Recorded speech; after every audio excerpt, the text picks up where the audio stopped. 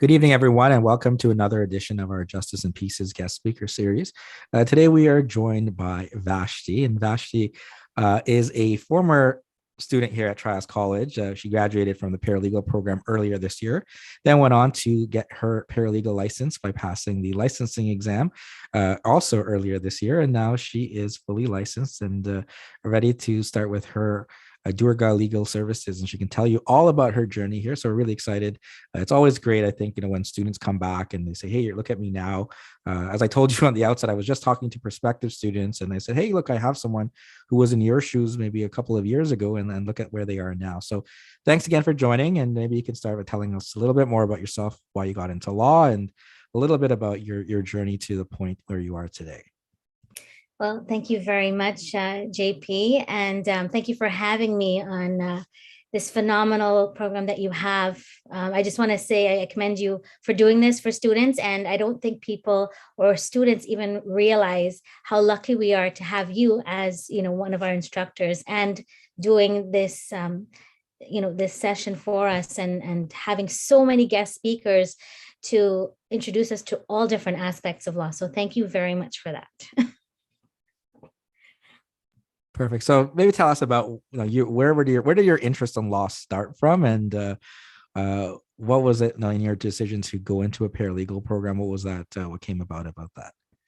Well, I've always loved the law. Since I was young and in high school, I did debating, and I thought I was going to be a lawyer.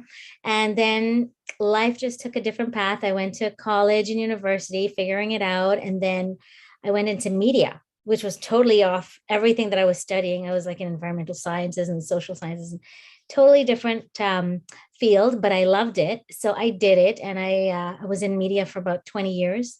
And then I had my son, and then I was like, you know what? I still have this passion for law, and I still want to do something with it. And then I heard about the paralegal program, so I inquired about it a couple of years ago, and then I decided to look into it. And then my parents got ill, so I lost my mom in 2018, and then my dad got ill right after, and I lost my dad in 2019. So instead of just going into like a kind of depression and just let it get me down, I decided to just channel that energy into studies, and I signed up right away, like right after I came back from Trinidad, from carrying my dad's ashes, and I signed up for school. And I gave myself some time because I needed some time. And I decided to start instead of January in February. And I just channeled everything into that. So I signed up for the program, and 2 weeks into it, there was some students that had already started in January, and so we met up and we exchanged numbers. We started a WhatsApp group, and then the pandemic hit, so we were all online. So we still kept in touch, and we still did group work, and the teachers were phenomenal because they were able to still teach us during this time. And I think for myself, I'm so grateful that I was still able to finish my education during a pandemic and to do the licensing as well. I mean, it's precedent, it's something new, but we were able to do it. So we're one of the new ones to actually go through it. And we did. So midway during my studies, I had a really bad kitchen accident that severed my left palm. And most of you would think, well, it's at least it's her left palm, but my left hand is my dominant hand. So I was in surgery, and I came out, and I was still listening to Justice and Pieces and still listening to my lectures from the bedside. And it's a pandemic, remember? So it was crazy. But I finished school. I was at that time, I was like, you know what? Do I continue? Because this is a big thing. I'm now, fully handicapped, and but they were able to fix my hand. So I've got my palm back. My hand's okay. It's not fully functional, but it's still functional. And graduated with honors. I was so proud of that, and went for the licensing exam right away. Okay, so before we kind of get into the licensing process there, I think there are students here who have remote learning for a couple more months. Some have it till January and then they graduate. Some have it till March, and then they have to get back in person in campus, I guess is the plan as of today. So what can you share from, because I mean, you were the literally right at the start there. I mean, 2 weeks in, and I think you had like a reading week or something around that time that, 3 days later, like the weekend, it's like back online. What was that transition like? I mean, you had a little taste of in-person learning, but what did you find in terms of going remote? What worked for you?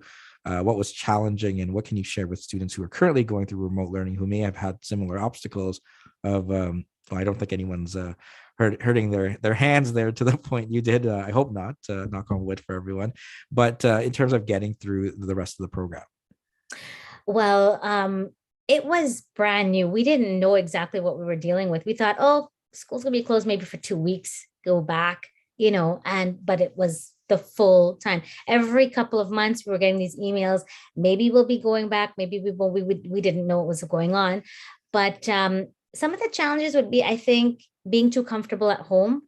But I mean, all of us have been used to being at home for about 2 years now. So we know what it's like. So you just got to have a lot of discipline.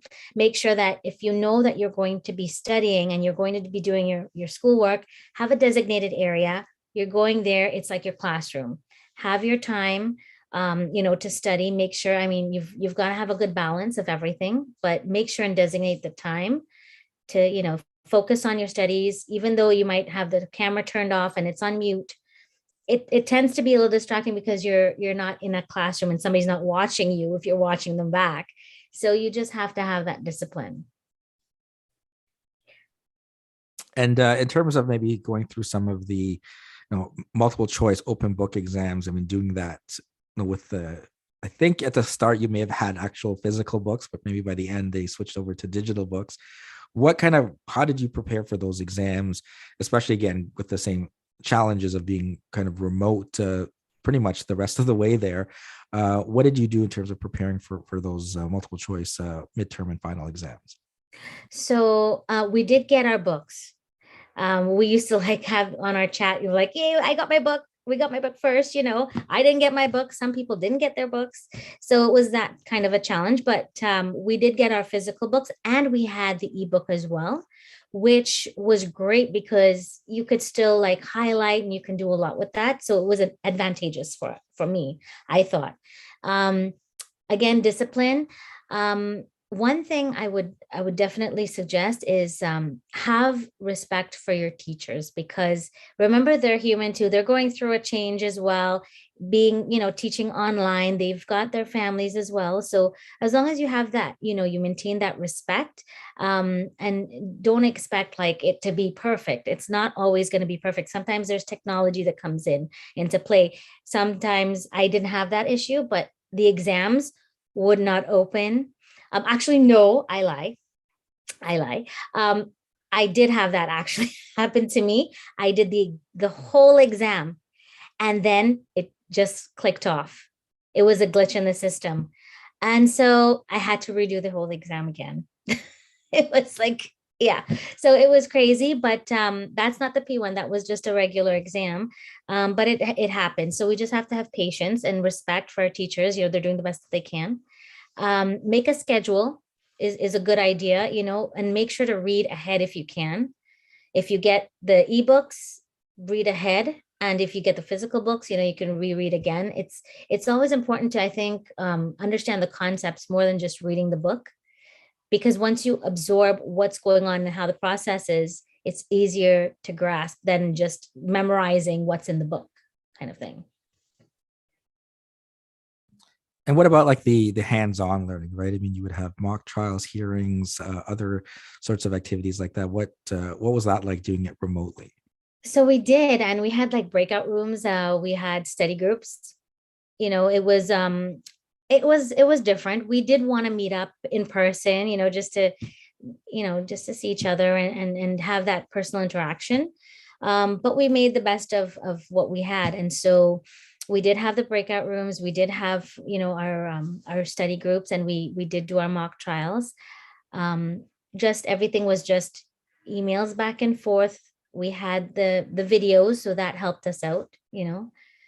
So we did that. In terms of, let's see, Um, the actual exam, like the exams, it was straightforward. Basically, you just have to make sure and read your questions, do your questions at the end of the modules. Those help quite a lot. It's a lot of the questions that do show up. So just make sure and read, do your questions, and understand the concepts. Now, I mean, you lost the use of your dominant hand for I don't know how long for the rest of the program. What in terms of just kind of dealing with that on top of everything else and in being remote, what can you share in terms of sometimes students get anxiety or just having the lack of social contact or even just again being at home and juggling everything at home, as you kind of alluded to, kind of discipline. What can you share about kind of going through all that kind of made you I mean, even coming in starting the program, as you mentioned, the unfortunate passing of your parents there over the last couple of years.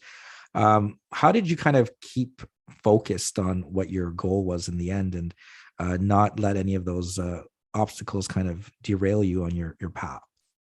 So anxiety is a big thing, and it's not just some people have, like they suffer with depression and clinical depression, but anxiety is just part of, I think, the learning curve. And it's sometimes it's good just to you're anxious about doing exams and about doing this and that. And then for myself, losing my mom in 2018, my dad in 2019, this accident 2020, 2020, it was just like, oh my gosh, what else is going to happen? But 2021 has been great, I have to say. In between that, losing a lot of family, I lost like about 8 uncles, and they were like close uncles and aunts, like my parents' siblings that passed away, some from COVID as well. Going through loss like that. I'm a single mom as well. My son is basically what kept me going in terms of wanting to succeed and wanting him to show that, I don't want to give up.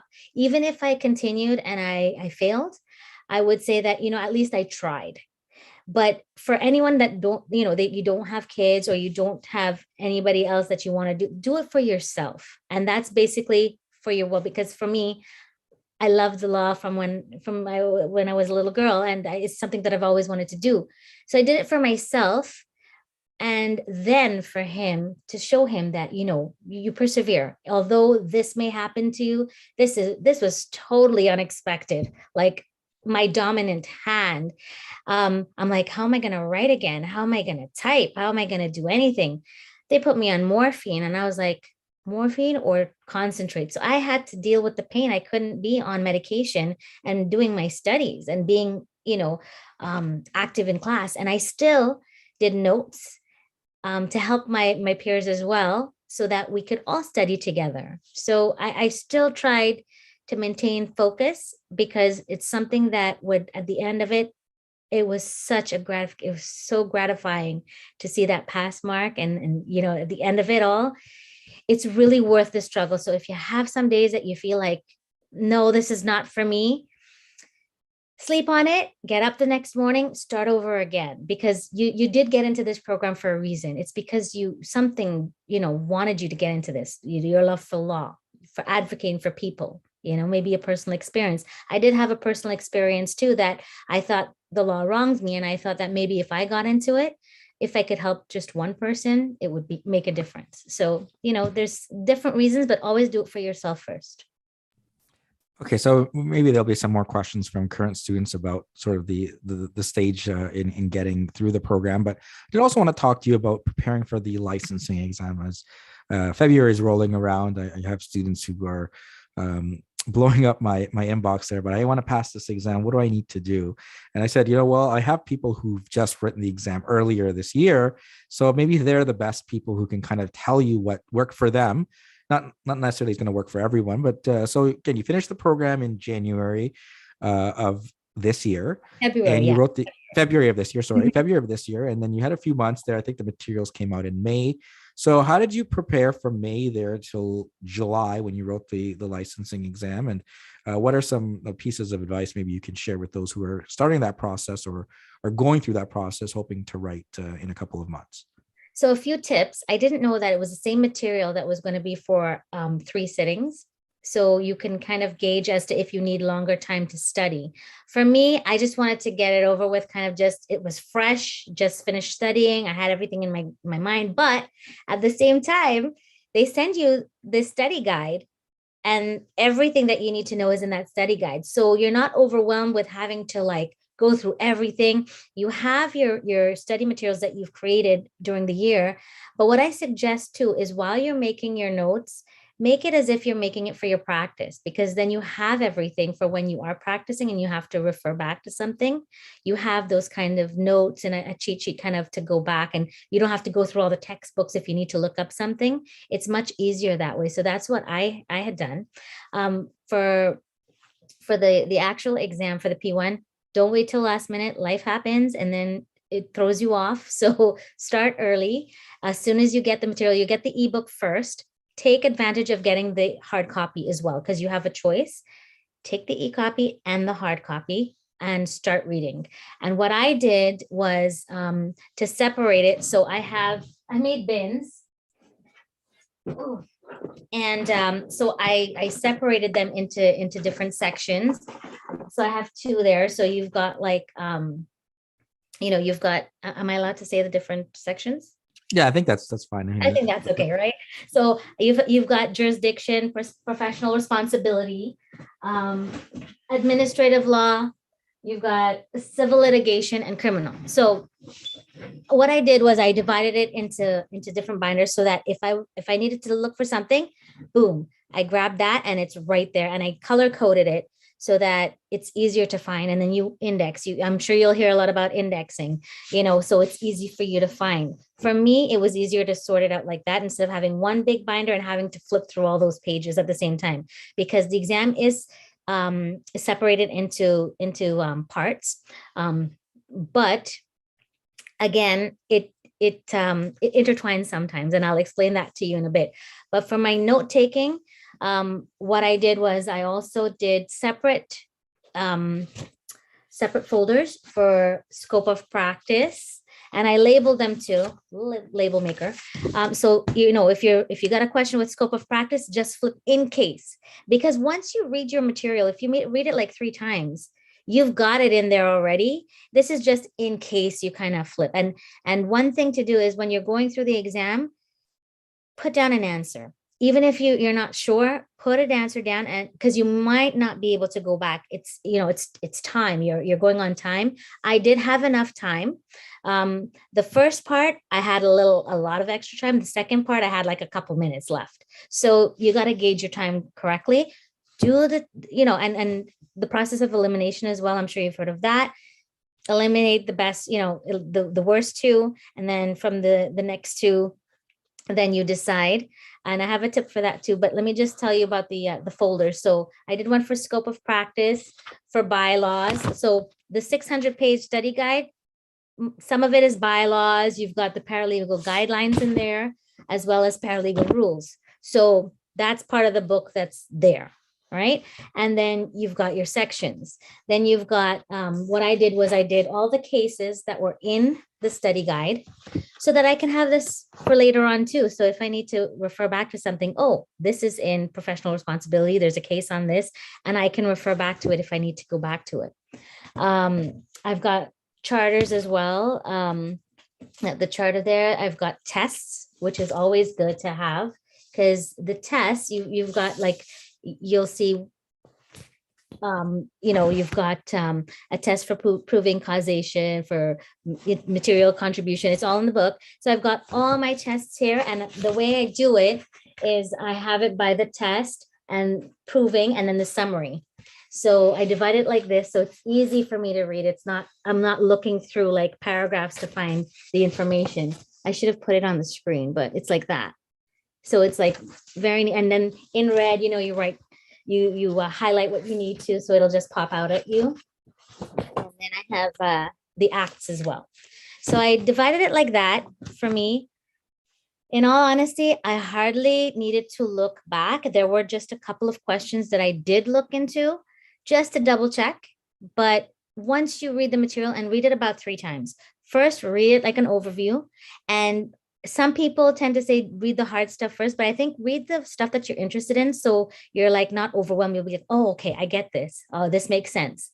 And then go to the parts that you gradually progress. You know you have to study. So you'll get into it.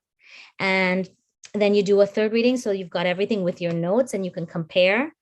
Oh, this is where it is. And then you can find it in your index and you know it's practice so that it's easy for you. And those practice tests that they have with EMOND and prep, it's basically just to have that, you know, that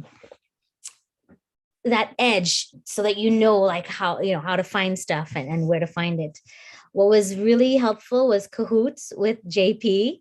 That was really fun and cool. And the reason why I was like really slow was because I was like, okay, let me get this question and look it up. And I just wanted to make sure that I was able to grasp the information. It was very helpful. JP also offers a free first prep class, which was really, really helpful. And then he has if I'm allowed to say, one of the cheaper classes, but it's so efficient. And he has like different students from all different, not only trials from different places. So you get a perspective from other students as well. So for me, that's the class that I did. I didn't do any other class. I read my book. I did the classes with JP, and that's what helped me. Well, you certainly always love the plugs here, so thank you for sharing there. No, it's I'm being honest. This is what I did, you know, and then that's all I did. So I did have a study group, and you know we exchanged notes and stuff like that. But basically, you read your material and you do a prep class with JP, and you're good to go. Now, on that, I guess, in terms of scheduling, and I think this is a question I get, and again, I can't answer because I'm going back to like, I'm not going to say decade. Actually, well, it is decades now. But when I would write exams, breaking up reading into different chunks, right? So you were mentioning, hey, start with the stuff that's interesting to you, and then move on to things that you know you kind of get yourself. How did you have like a schedule of, you know, today I want to read 10 pages, or did you say, you know, on Saturdays I want to go through a whole section? Like, how did you kind of break up your reading? And the other question I get kind of related to that is how much time goes into prep? I know for everyone it's different. People have different lives and different obligations on top of preparing for the exam. But if you had an idea of how you were preparing that you maybe could share, because I got that question yesterday evening, and I was like, well, I don't know. I would think probably, you know, you would read, probably like around an hour a day or something, and whatever you cover in that hour, better to be consistent and Yes. than to kind of just do a bunch of stuff, than nothing, than a bunch of stuff. So maybe you can share, kind of giving them that first person sort of insight. Being consistent is very important. Read every day if you can, but do take a break if you need it because it becomes overwhelming. You're just going to be like, oh my God, there's so much stuff. But you know, take a break. If you need a break, take a break and then but don't lose sight of what you're doing because you're doing this for a reason. And at the end of it, it's going to be all done really, really quickly. I can't believe it's all done for me. You know, so just focus, read every day. Even if you read something that's not in the book, read something that's law related, just to kind of like have your mind still going.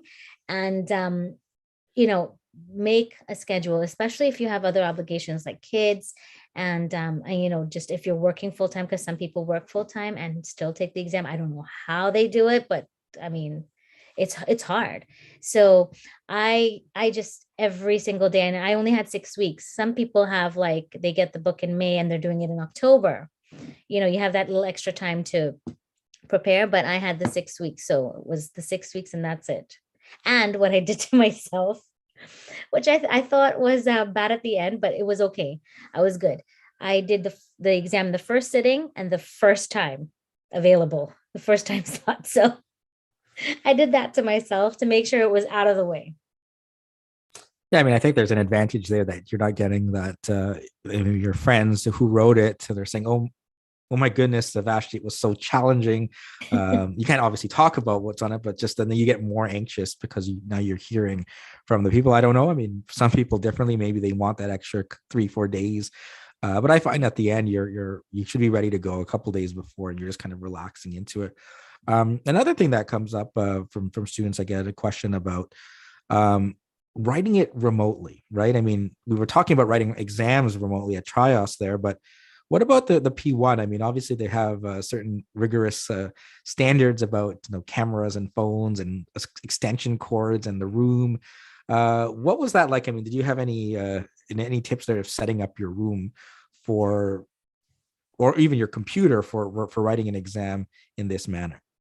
So you need a computer that's facing you. So the computer that you'd be working on, and you can use your phone as a second device. And I put it in the corner. And so that they can see behind you. What I did was I cleared out most of my office. Everything from the walls have to be gone as well. And the big shelves that I have with my books, they're all law books still, but I just covered them with sheets, and that was fine for them. They do a scan and they say it's fine. Um, my phone, the reason why you need an extension is in case your phone dies. My phone died. Although it was charged fully and I had the extension cord, for some reason it just fell off. And I got a new phone after that, obviously, but it happened. And they're like, they come on the screen and like, excuse me, your phone cut off. I'm like, oh my God, am I allowed to get up? And like, you can get up. You get a break in between.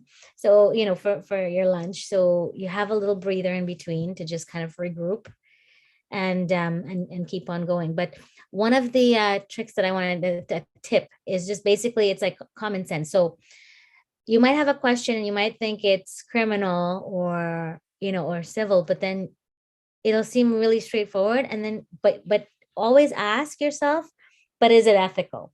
I think that's a really big trick in answering a lot of the questions.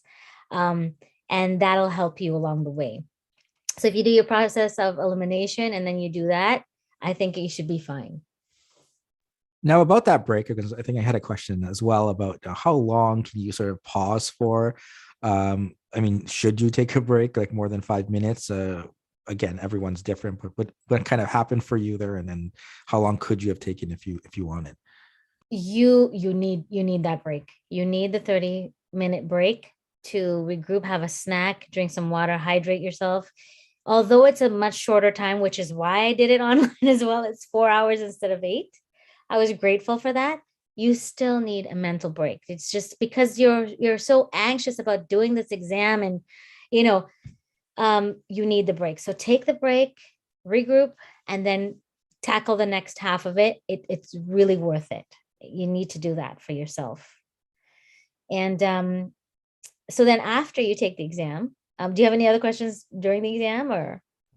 Yeah, I mean, what's good in terms of did you find, you mentioned you had time the first bit there, you had a little bit more time to kind of go back. The second time, a couple of minutes. But did you find you put those answers down and you moved on and you didn't think back to, hey, well, maybe I got number 5 wrong, I'm not sure. Or did you kind of put a little flag there? I think you can do so. Any You can questions you're bookmark. unsure. Did you go back and change anything, or did you just kind of that's it and double check maybe? But what was that? I trekked on because if you start to second guess yourself, you don't have enough time to go back and double check everything. Trust in yourself. You've been studying for like so long. You've got this. You know your stuff. And if you've read it as many times and done your notes and everything, you pretty much know it. Once you start second guessing yourself is then where you're going to probably fumble up. So just if you think you've got it, go. And if you think maybe it could be something else, make sure to finish the exam because chances are you may have gotten it right. So that would be my suggestion, to just basically put down an answer and just keep moving on. Okay, so you didn't leave anything like I need to come back to this question. I just put whatever I thought at that time, and then I moved on and didn't kind of go back to it even at the end, even if you had some I time. think I may have gone back for two. I might have gone back for two, but I put an answer first though. And then when I had time, because when I saw that I had a little extra time, I went back to double check. Okay, now as well in terms of the exam, um, it is shorter as you mentioned there, right? So how are you keeping track of the time, right? I mean, I think mathematically you have like 90 seconds approximately a question there. So were you able to sort of look at the clock on your computer kind of and keep track that way, or did you just have to guesstimate? I've done 50 questions. It's been a couple of hours. I'm doing pretty good. So there's actually a lot of resources to help you with that. Iman has has a tracker as well to say like, okay, you're supposed to finish so many questions by this time, so many questions by this time. So it actually helps you keep track of it. And then if you just know and you practice when you're doing your practice questions, you just do that. Um, but yeah, basically you just have to make sure and keep track of your time, because it may, like I said, if you second guess yourself and you want to go back and check everything, you might not have enough time. So go through the whole thing one shot, and then you can go back and just double check it.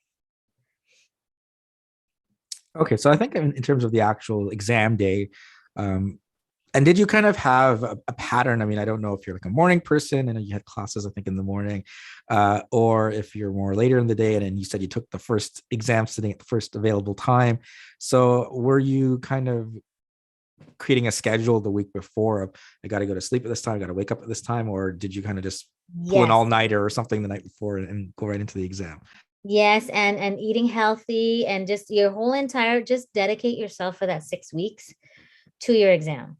So eating healthy, getting rest is really important, because I know a lot of people, for me, I'm a morning person. So I like to get up early. I like to read early. I like to study early. I do nighttime as well. I did it for the exam, but you're so sleepy, and then to get up the next morning. And if you have responsibilities, especially kids, it's hard. So if you can, just like how you're studying. So if you had afternoon classes, put your study time for that, kind of like keep it going so that you're in a flow already. Get yourself prepared from like when you're studying, when you're going through the courses, maintain that kind of schedule. And get lots of rest. Like I said, get rest and eat healthy, because it'll help you to retain stuff. Okay, so you were gonna, I think, before we're going to talk about after the exam. So you were the first group there, right? The first day, first time you finished. What was the feeling like once you were done? And I think they got the results quicker than maybe normal, or maybe not. I don't know because it was the first time, so I don't know uh, how long it actually took. But maybe it was faster than in person because they maybe have had it Well, graded it by computer or was. something there. It, So what it was that kind of feeling like between getting the exam completed and then getting the news from the Law Society? Okay, so just by completing the exam, that was a feat by itself. So I was just proud that I actually attempted the exam. So even if whatever the outcome is for you guys, as long as you've attempted to do it, that's a huge step. So I was just happy that, oh my God, I actually did the exam. Then they tell you that you have to wait about 2 months. So I'm preparing myself to get my results in September, and planning in between. I'm like, I can't focus on that, because then my son's home for summer vacation. I got to do things with him, distract myself. Lo and behold, 3 weeks after, we only had to wait 3 weeks. I was so grateful. My friends call on a group chat. There's four of us. We got the results. This one said he passed. This one says she passed. And I'm like, hold on, wait. And I'm like so nervous to check. I was really nervous, although you never know. So of course, my password wouldn't work for the portal, and everything keeps on messing up, and I couldn't get in for like 10 minutes, and I'm panicking. And then I look at it and I see that pass. And I was like, I was crying, I was screaming, I was laughing, and my son runs into them and goes, "You passed, didn't you?" And I was so excited. It was such a great feeling. It was wonderful to just see that pass. It was wow. It's so worth it. When you see that, it's a really great feeling. Now, congratulations again. And I think after there's some forms you have to fill out, and then you get your seat. I think it's there behind you there, but you get all of that from the Law Society. What then, in terms of your next steps, right? In terms of starting your own practice, I mean, was that kind of the plan you had going into school or during school or coming out of school, or what kind of made you say, well, now that I have my license, here's what I want to do with it? And maybe you can share, because I think a lot of students, I mean, especially when we have practice management and legal accounting, they're like, oh, I will never have my own practice. I'm going to go and work for somebody, or I have to do this business plan or Clio. It's so challenging. And then it changes, right? So maybe you can tell us a little bit about maybe coming in, if that was your plan, and how it kind of came into motion after you got the great news there that you are officially a licensed paralegal. So my plan was, and this is to say, don't expect like that you're going to stick to your plan, because most of the time it doesn't happen that way. So I did want to open my own practice. That was my goal. But I knew that, I mean, you're studying the books, but practice is what you need. You need to actually be in the field doing stuff to know what you're doing, right? And so I'm like, okay, well, maybe I should work with somebody first, and then, and then I started, I worked with during elections with the MP, and I met, this is something that's important for you guys too. If you can volunteer or just do something to network, start your network going, even with other students, because they may be colleagues that you may work with later on. Develop a relationship, even just to keep in touch once in a while. So that's what I did. I did that, and I made a lot of contacts, but at the same time, they were like, they're looking for someone with experience, right? So I was a little discouraged. And then someone told me, you know what? Just open it. And as you go along, you'll get help, and you'll look for help and seek help, and you'll get going. And so I did get a mentor. He's an older gentleman that retired. He was a lawyer before, but really knowledgeable. He did all my affidavits and everything. So he was very, very helpful. I also did, just so that I can start doing stuff, I got my notary certificate. And it's like a nice little side hustle that you can have because everybody needs things, notarized these days. And it's something good to just have as well. And you're allowed to do that. And it's actually a privilege, because a lot of people would like to become notaries and they are not able to. But because we're licensed paralegals, it's really a privilege that you should take advantage of if you can. It's $145. And you get your certification. That's mine over there, and that's it. And then you have to get your stamps. You have to get your embossed stamp, and your other stamps as well. And then you're good to go. So you at least get your feet where you're starting somewhere. You're doing something. Now, one thing that I actually was happy to do this for is because you need a little direction. There's a lot of fees involved too, which you're not really prepared for. We didn't know. So you have to get, that you have to get your license. So you have to pay for that. You have to pay an annual fee. You also have to get insured. The prices for that. There's different places that you can go to find out different prices, what's beneficial for you. Then if you want to go into your own practice, set up your own practice, you've got to register your business, get a website. One thing I suggest, even if you don't do your own practice, get a professional email. It's always good. With GoDaddy, I think I got a really good deal for like 2-3 years. So it has like, Doorga Legal Services as my email, instead of like, your Hotmail or your Gmail. Gmail is fine, but if you can be a little more professional, it looks a little more professional too. And yeah, there's a lot of resources that I can share with you as well. So that is something that you guys need to definitely look into, the fees and how much it costs to actually set up, because it is a big investment, but it'll be worth it after. The LSO. So I think they know me on a first name basis there. Because I call every week. Every single week I call, just to clarify something, or because for some reason I didn't advertise yet. I just put my logo up, and I was getting like potential cases, like a big 5 a week. People were just messaging, and I'm like, well, I have to check within my scope. And if, so I would ask to make sure, and they would always say, when in doubt, just, you have to see where it's going. So one of the great pieces of information that I learned is that you always say, where is it going to go? After they, what do they want to do, and where is it going to go? And so if it's going to go somewhere where you can't practice, then you can't do it. But if it's going to go to small claims, if it's going to be less than 35, or, then it's something you can do. So you have to be careful about that. And, all your friends and family, like, okay, so hear this. You have to make sure that you're still, advising, or, you're able to advise them properly. There's so LSO, very important. You can call them. There's a practice management line. They're really helpful and really friendly because I was a little intimidated to call them at first. And after a while, I mean, like I said, I think they know me on a first name basis now, because they're happy to answer the questions. Because in the beginning, we don't know everything, you know.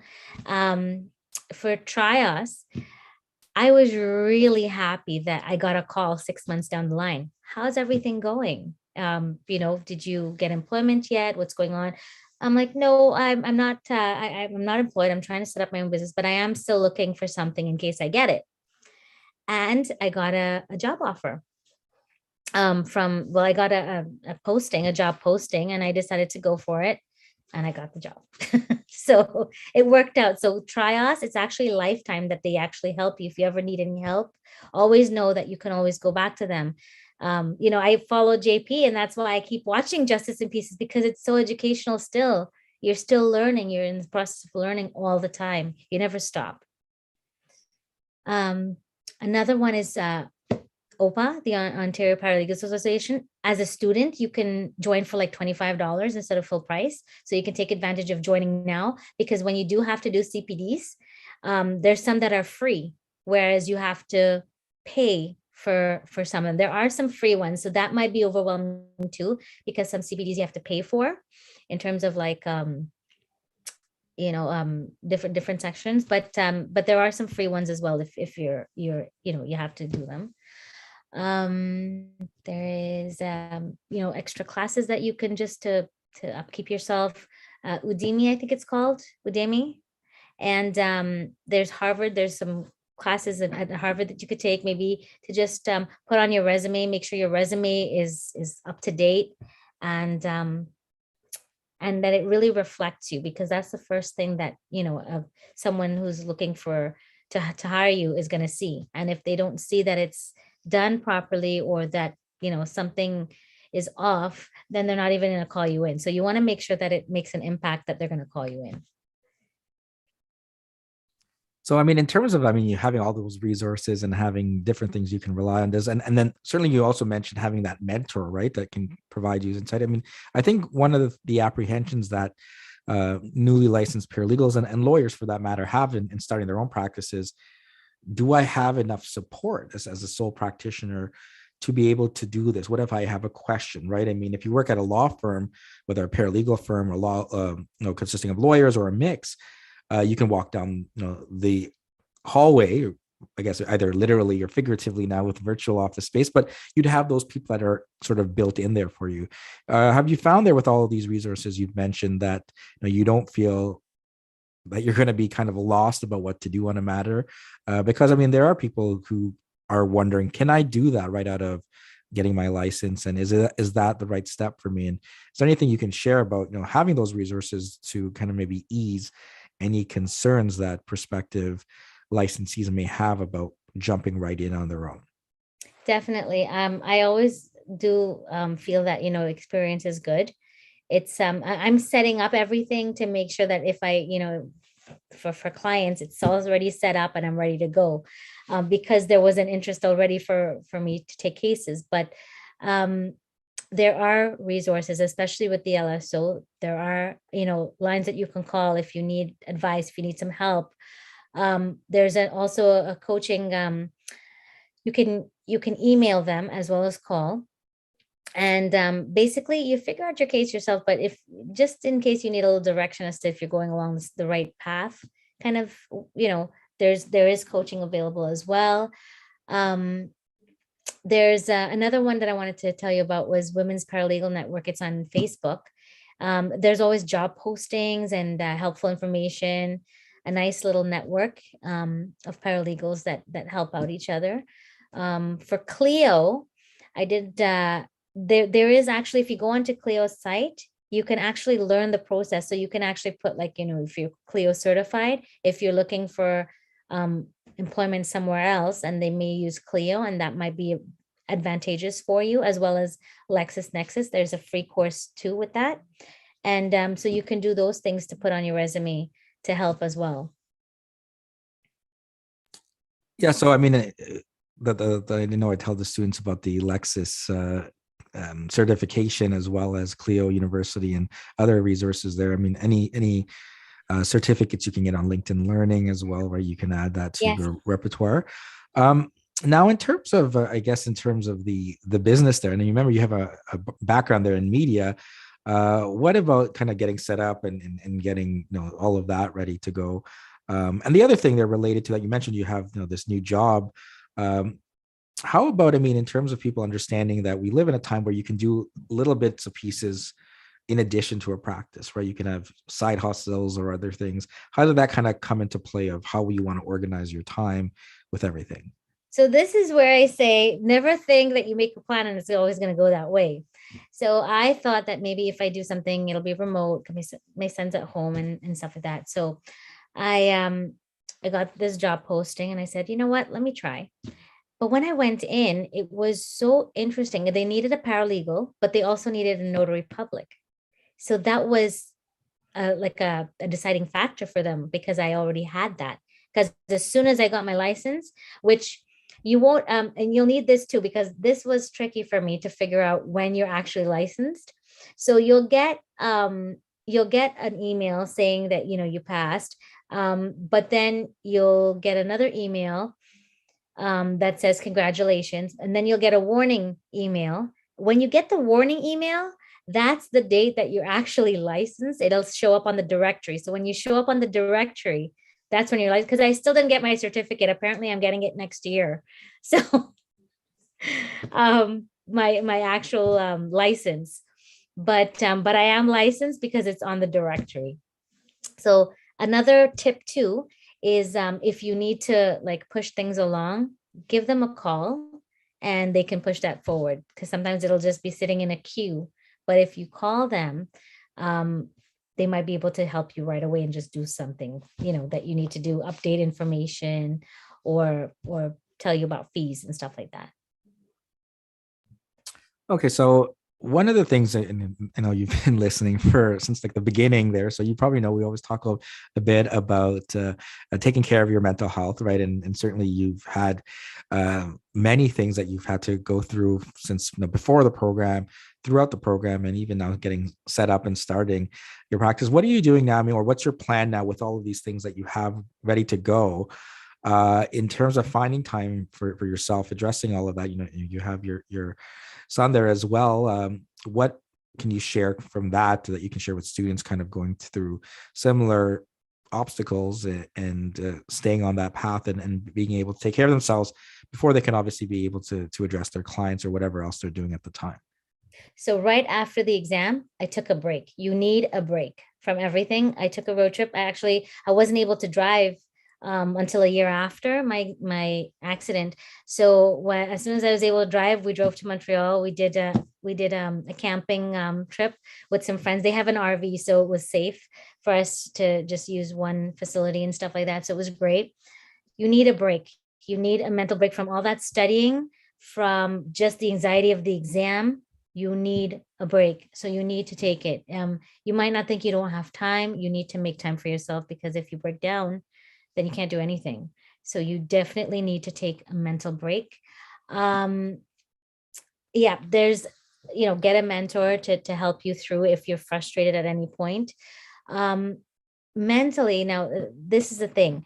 There may be some people that may be a little negative in your circles that they may be going through something at the time, and it doesn't mean that they're upset with you or that it has anything to do with you.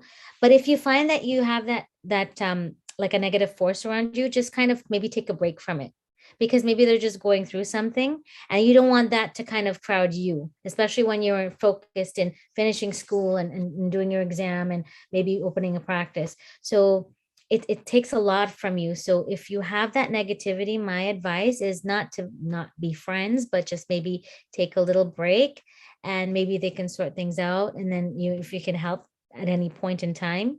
But for yourself, for your own sanity, sometimes you just need to just block it out and just take time to concentrate on yourself. And in terms of my practice, so the great thing about this job is that it's dealing with pardons and waivers, and it's something that I never thought that I would do, or but it's actually the reason why I liked the company is because it's giving people a second chance. They've done their time, they've done their dues, and sometimes they're in a situation where they've taken a plea bargain, or they're not able to, um, they have a conviction, so they need a pardon or a waiver. And what this company was able to do for me, so I did actually put on my resume my website, because I wanted them to know that I do have it as well. And the most important thing is when you're going for a job, be honest. So they called me in and they said, well, we see that you have a website. Do you plan on like leaving after a year, whatever? I said, you know what? I do want to have my practice like on the side, but I do want to do something as well that I can learn. So, I mean, if this is somewhere where I can grow and I can, be an asset to your company, definitely I want to stay with you, but I would like to practice too. So they offered me the chance to do that so that I would have my own practice. If I wanted to meet clients, my office space would be there as well, so that I can meet my clients if I needed to, and I can also do my job too. So it was just like a godsend kind of situation. They're amazing people. It's a family company, so I was really happy. It's 10 minutes away from my home, and I was able to get help for my son. So it worked out great for me. It doesn't always happen that way, but don't be frustrated. Just think of it as you needed that time to reflect, and maybe something better will come your way. All right, so Vashtie, we've come to the end, and the last question. It's been the last question, I think, every single time. Is first of all, thanks for taking the time and joining us here. But do you have any final words of wisdom, any advice for students who are listening here who have either just starting the program, they're almost done the program, or even some prospective students who haven't even started yet, as well as any newly licensed individuals about getting through and getting to this point. And I do see a thing on YouTube here about someone wanting to know the website for your legal services there. So maybe you can throw that in there as well. Yes, so it's going to actually be linked to my new job too. So we're going to be actually working together. My website is durgalegalservices.com. I'm still in the process of building it up, because we're going to be kind of merging them, they're going to be able to click on their link and go to my services, which is phenomenal. You don't always get that, so I'm really, really thankful for that. So it's durgalegalservices.com. If you have any questions, I'm always here, for what I did also. Just one thing I wanted to touch on is for discounting, you spend a lot of time and money investing in your business, and you have to make it back. So for me, I did something to give back, was a discount for seniors and for students.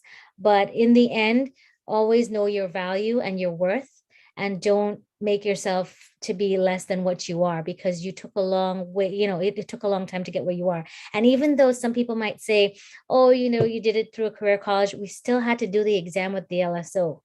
And the fact that you did it in such crunch time, you still had to do a lot of work on your own. So if you're in a career college, or you know long term, you're doing it for 2 years, or whatever program you're doing it, you're still doing it, and you still have to do that exam at the end of it, and you succeed. So whatever path you take to get there, it's very hard work. And never berate yourself.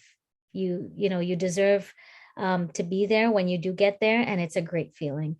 And my advice is always to advocate for yourself, because sometimes you'll be in a position you're afraid to talk. Always speak your mind, and just do it mindfully. Don't always just blow out, but you need to advocate for yourself, because if you don't advocate for yourself, how are you going to advocate for others? And that's what we do, right? So always stand up for yourself and believe in yourself that you can do it. Like if you ever feel like you want to give up, sleep on it. Don't just give up right away. Wake up the next day and just address it head on, and you'll be able to get through it. If I could do it, look at this. I could do it without my dominant hand and going through all that I did. And there was other stuff that happened as well, which I didn't mention, but it was a lot. But I was determined to finish. So you set your goals, and once you set your goals, you will achieve them. You just gotta, I believe in the law of attraction, and putting that out there into the world, into the universe, that this is what I want, this is what's gonna happen. It's gonna happen for you. Perfect. So thank you so much again for joining us here. Congratulations there on successful 2021 as we get into December today and into the holiday season there. So all the best in 2022 and beyond. I guess I can start saying that now that we're in December. Best of luck with your new job, starting your practice. And again, thanks so much for joining, and thanks for all the students for tuning in, and see you next time. Take care. Thank you.